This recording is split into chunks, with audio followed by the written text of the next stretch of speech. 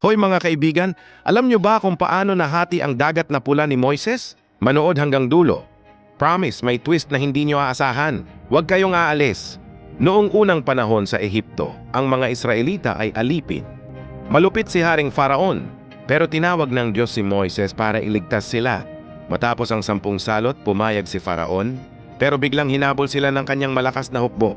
Takbo. Nakarating ang mga Israelita sa dagat na pula. Nakakulong sila. Walang daan. Nasa likod ang mga sundalo ni Faraon. Si Moises nagdasal.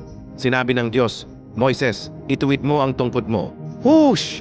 Biglang nahati ang dagat. Lumitaw ang tuyong lupa sa gitna. Parang magic. Tumawid ang lahat ng ligtas.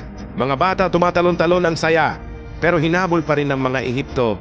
Splash! Bumalik ang tubig. Lahat sila nalunod. Ligtas ang mga Israelita. Nagpuri sila at nagpasalamat sa Diyos sa pinakamalaking milagro. Kaya kahit anong problema mo, may paraan ng Diyos. Like at follow kung gusto mo pa ng Bible stories.